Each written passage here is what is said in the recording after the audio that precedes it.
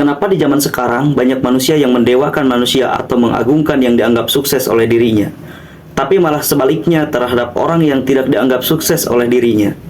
Bahkan, orang yang didewakan tersebut tidak lagi dikagumi dan diagungkan ketika kembali miskin seperti semula.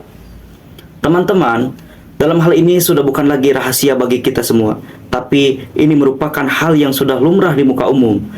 Perkenalkan, saya Gunawan, mahasiswa yang dulu sempat berpikir bahwa menjadi seorang konten kreator itu hanya soal viral untuk memperbaiki ekonomi dan meningkatkan citra diri. Tapi sekarang setelah saya dalami tentang hal ini, ternyata menjadi seorang konten kreator tidak sesederhana itu. Bahkan jauh lebih banyak manfaat dan dampaknya apabila kita bijak dalam menggunakannya. Oke teman-teman semuanya, saya akan membahas bagaimana menjadi seorang konten kreator yang dapat memberikan manfaat dan dampak yang sangat besar bagi penontonnya. Teman-teman, fun fact-nya, kalau teman-teman pintar dalam hal ini, maka teman-teman akan jauh lebih pintar dalam mengatur strategi, memilih serta memilah konten ketika teman-teman mau menjadi seorang konten kreator yang sukses. Sukses tidak selalu tentang pendapatan nilai uang dari konten yang dipertontonkan, bahkan teman-teman akan jauh lebih merasa sukses dalam dunia konten kreator. Penasaran? Yuk simak penjelasan saya sampai dengan selesai. Menjadi seorang konten kreator tentunya sangat memiliki berbagai manfaat, bahkan dapat membawa perubahan yang sangat signifikan.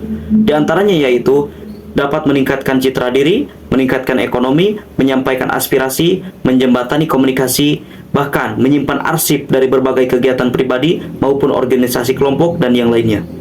Dan tentunya untuk mencapai hal tersebut tidak semudah dan sesederhana yang kita bayangkan. Di negara-negara luar, menjadi seorang konten kreator itu tujuannya adalah untuk meningkatkan citra diri, bukan untuk memperbaiki atau meningkatkan ekonomi. Di negara kita malah kebalikannya.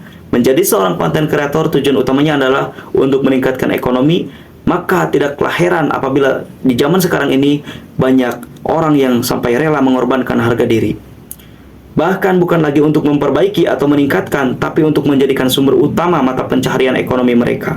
Sedangkan di negara luar negeri, penghasilan dari citra diri hanya dianggap sebagai bonus, bukan malah dijadikan sebagai tujuan utama untuk menjadi sumber pencaharian ekonomi.